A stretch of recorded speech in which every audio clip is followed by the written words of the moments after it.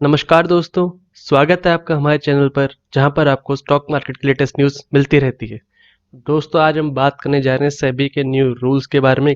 काफ़ी कंफ्यूजन है लोगों में उनको लेकर कि क्या है एग्जैक्टली ये रूल्स और रिटेल इन्वेस्टर्स को क्या फ़र्क पड़ेगा, ब्रोकर्स को क्या फ़र्क पड़ेगा और आगे जो ट्रेडिंग करेंगे लोग उसमें क्या बदलाव आएगा और लोगों को क्या ध्यान में रखना है। क्योंकि दोस्तों बदलाव तो आएगा, आपकी ट्रेडिंग के स्टाइल में भी आपको करना पड़ेगा। अगर आप इंट्राडे ट्रेडर हैं जैसे या buy today sell tomorrow BTST trader हैं तो आपको थोड़ा अपने मनी ज़्यादा मैनेज करना पड़ेगा। तो दोस्तों हम डिस्कस कर लेते हैं पहले कि अभी फिलहाल क्या होता है। अभी ये होता है दोस्तों कि समझ लीजिए आपको कोई शेयर खरीदना है तो मार्जिन के अकॉर्डिंग आपको ब्रोकर आपका मार्जिन प्रोवाइड कर देता है 40 टाइम्स 50 टाइम्स 100 टाइम्स। ये ब्रोकर्स का मेन बिजनेस है।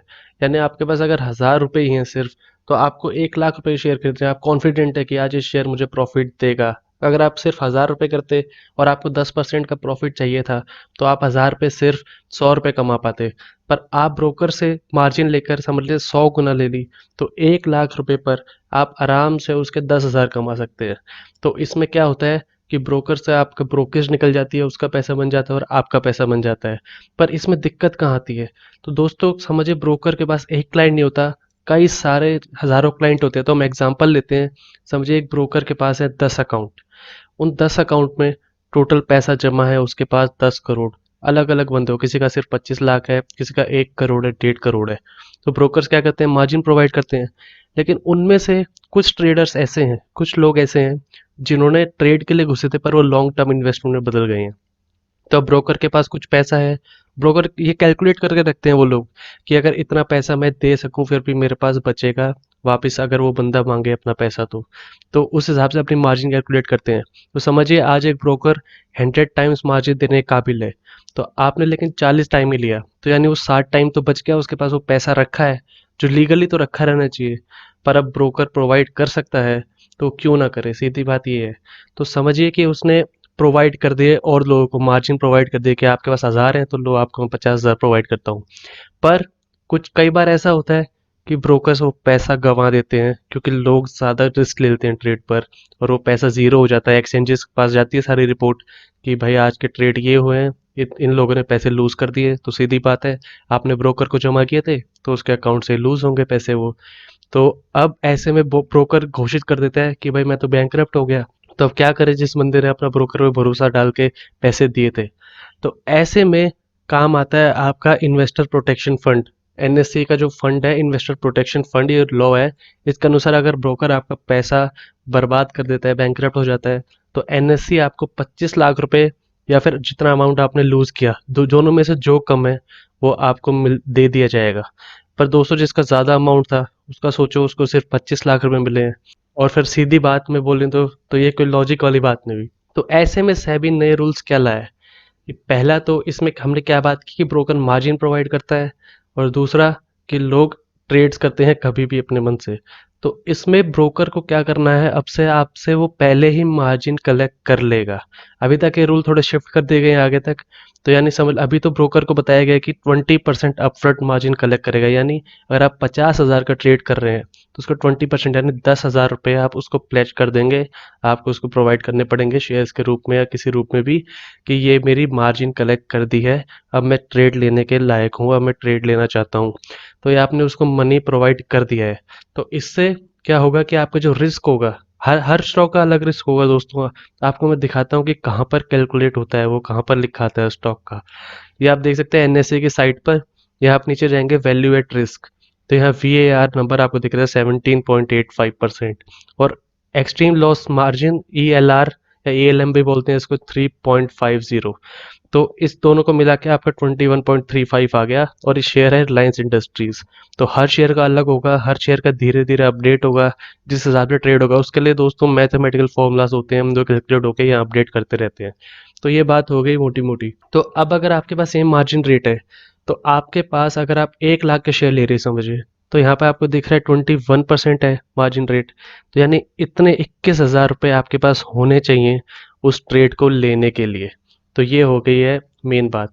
यानी अगर आप सिर्फ पहले 1000 रुपये देकर 1 लाख का ट्रेड ले लेते थे तो अब वो काम नहीं करेगा। और ये जो ट्रेड्स हैं दोस्तों, अभी डिविडेंड आते हैं इन ट्रेड्स के, कई लॉन्ग टर्म, मैंने आपको बताया कई लोग लॉन्ग टर्म इन्वेस्टर बन जाते हैं, तो डिविडेंड होते हैं। तो ब्रोकर आपके कुछ दिनों में डाल देता है, लेकिन बहुत कंप्लेंट्स आया करती थी कि ब्रोकर डिविडेंड नहीं डाल रहा है या ब्रोकर डिविडेंड खा गया है, ऐसी बहुत कंप्लेंट्स आती थी। तो उसके लिए अब क्या होगा कि जो अकाउंट्स होते हैं, मैंने आपको बताया ब्रोकर के अकाउंट में 10 लोग या 20 लोग के पैसे होते थे, अब कुछ ऐसा सिस्टम आ जाएगा कि आपके डीमैट अकाउंट से डायरेक्टली लिंक हो जाएगा, यानी वहाँ आपको शो करेगा, आपको ओटीपी या मेल आएगा वो खोलने के लिए। एक बार आपको प्रूव करना होगा कि हाँ ये मैं ही हूँ, आपके ओटीपी और मेल के थ्रू जो भी वेरिफिकेशन कोड आएगा, तो उसके थ्रू वो आपके अकाउंट में रिफ्लेक्ट करेगा ब्रोकर के अकाउंट की जगह। तो ये मुझे एक पॉजिटिव बात लगी इसकी। इसकी नेगेटिव बातें भी हम वो आगे डिस्कस करेंगे। तो इससे क्या होगा कि जो डिविडेंड मिल रहा है या फिर जो भी ट्रेड्स हो रहे हैं, आपको दिखेगा कि हाँ ये मेरे पैसे मेरे डीमैट अकाउंट में है, ब्रोकर कहीं भी किसी को मार्जिन प्रोवाइड नहीं कर रहा है मेरे पैसे से, ताकि रिस्क न रहे। अब दोस्तों ऐसा एफ एंड ओ में चलता था, फ्यूचर एंड ऑप्शन में आप देख सकते हैं हम जीरो दा पे F and O margin calculator करने आ गए हैं। यहाँ पर देखिए हमने अदानी पोर्ट शेयर सर्च कर रखा है, कोई भी ले सकते हैं, ये डेट हमने टाइम 29 अक्टूबर 2020 तक का कर लिया फ्यूचर्स में। यहाँ पर नेट क्वांटिटी आ जाएगी अपने आप, लॉट साइज 2,500 है अदानी पोर्ट्स का इतने टाइम के लिए। तो आप राइट में देख सकते हैं कि स्पैन 2.5 लाख रुपए का है करीब, और एक्सपोजर मार्जिन इतना। तो टोटल मार्जिन कितना हो गया फ्यूचर्स पर, 2,80,000 के करीब। यानी अब ऐसा ही कुछ आपके डीमैट अकाउंट में रिफ्लेक्ट करा करेगा ये रूल्स एप्लीकेबल होने के बाद। यानी आपके डीमैट अकाउंट में कुछ नए मॉडिफिकेशन अपडेट आएंगे, उससे आपको ये साफ अमाउंट दिख जाएगा कि आप ये ट्रेड ले रहे हैं तो आपको ये अमाउंट है, ये मार्जिन है, ये आपको ब्रोकर को प्लेज कर देना है। अब दूसरी बात दोस्तों, जो इंट्राडे ट्रेडिंग की लोगों को कंफ्यूजन है, उसकी हम बात कर लेते हैं। तो इंट्राडे ट्रेडिंग खत्म नहीं हो रहा है दोस्तों, ये मैं आपको क्लियर कर दूं। पर आपको याद होगा मैंने वीडियो के शुरू में बोला था कि आपको मनी मैनेज करना अब थोड़ा इंपॉर्टेंट बात हो जाएगी आपके लिए, मनी कैसे मैनेज करें। तो समझिए आपने एक दिन ट्रेड लिया, आप कॉन्फिडेंट है, लॉन्ग ट्रेड या शॉर्ट ट्रेड कोई भी लिया, उसमें आप कॉन्फिडेंट है आपका इतना परसेंट अमाउंट आ जाएगा, और आपने आगे का प्लान भी बना रखा है कि हाँ चलो कल इस कंपनी की ये न्यूज़ आने वाली है तो ये स्टॉक ऊपर जाएगा। और आपने आज एक कंपनी में डाला, उसमें प्रॉफिट निकाला, और उन्हीं शेयर्स के थ्रू वो जो आपने अब वापस ले लिए, बाय बैक कर लिए, तो उन्हीं के थ्रू आप दूसरा शेयर खरीद सकते थे। एग्जाम्पल के तौर पर आज रिलायंस में कुछ अच्छी खबर आई, आपने उसमें डाला, प्रॉफिट लिया, और आपने दिन में कुछ और रीड किया और आपको पता लगा दूसरे शेयर में, एग्जाम्पल ले लेते हैं हम अदानी पोर्ट्स ले लेते हैं, अदानी पोर्ट्स में कुछ और अच्छी खबर आई है, तो आपने उसमें सोचा अगले दिन डालने की। तो आप क्या करते थे, अपने रिलायंस शेयर से प्रॉफिट लेकर या जो भी आपकी रिजल्ट रहा वो लेकर बाहर निकल जाते थे और दूसरे ट्रेड में चले जाते थे। पर अब ये रूल है कि आप सिर्फ 2 दिन बाद ही वो पैसा आपके अकाउंट में आएगा। यानी आपने अगर आज सेल किए हैं तो 2 दिन बाद आपके डीमैट अकाउंट में रिलीफ करेगा और आप वो पैसा 2 दिन बाद यूज कर सकते हैं। और जो आप नया ट्रेड लेंगे उसके लिए भी आपके अकाउंट में मार्जिन होना चाहिए, जो जैसे हमने अभी रिलायंस का डिस्कस किया 21% है, और दूसरे शेयर का कुछ और हो सकता है 17, 21, 22। वो रिस्क कैलकुलेट होता है दोस्तों कि कितना रिस्क है, उसके लिए काफ़ी फैक्टर्स लगते हैं। तो उसमें डीप में नहीं जाएंगे हम, वो नंबर आ जाएगा आपके डीमेट अकाउंट में जब ये रूल इंप्लीमेंट होगा। और फिर आपको उतना मार्जिन अगले शेयर के लिए भी प्रोवाइड करना पड़ेगा, ब्रोकर को प्लेज करना पड़ेगा, और फिर आप वो ट्रेड ले सकते हैं। यानी पहले आप end of the date margin करते थे, अब आपको मार्जिन अप फ्रंट रखना पड़ेगा। तो ये फ़र्क है। और ये मैं क्यों कह रहा था कि आपको मैनेज करना पड़ेगा, समझिए आपके पास 1 लाख रुपए ही हैं, आपने एक ही शेयर में डाल दिए, तो आपको पता है आप सेल करेंगे तो 2 दिन बाद आएगा। तो अब कल एकदम से अच्छी खबर आ गई दूसरे शेयर की, आप इंटरडे ट्रेडर हैं, तो आप उसमें नहीं कर पाएंगे ट्रेड, क्योंकि वो पैसा आपके अकाउंट में 2 दिन बाद आएगा। तो इसलिए मैं कहता कि अब आपको मैनेज करना पड़ेगा कि आपके पास 1 लाख है, तो आपको ये सोचना पड़ेगा कि क्या मैं इस ट्रेड में सिर्फ 50,000 ही डालूं, ताकि ये ट्रेड अगर इम्प्लीमेंट नहीं होता है या कल को एक और अच्छा ट्रेड आ जाता है तो मेरे पास और पैसे रहें और उसके अलावा मार्जिन भी रहे। तो ये सब आपको अब कैलकुलेट करके चलना पड़ेगा। और तीसरा जो है दोस्तों पॉइंट, वो ये है कि समझिए आपके पास अकाउंट में अभी कुछ पैसे हैं, आप निकालना चाहते हैं।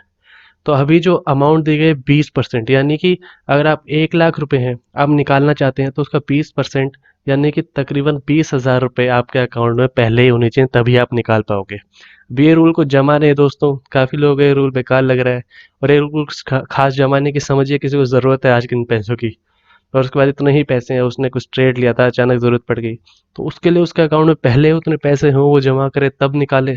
तो ये रूल कुछ जमा नहीं। तो ये है दोस्तों 3 मेन रूल, आपने देखा, आपने डिस्कस किया कि कैसे ब्रोकर्स पर फर्क पड़ेगा, कैसे अब मार्जिन रेट कम होगा। और मैं क्लियर कर दूं, इंट्राडे ट्रेडिंग खत्म नहीं हो रहा है, उसमें मार्जिन बहुत कम हो जाएगा, 5 गुना से मैक्सिमम 8 गुना तक।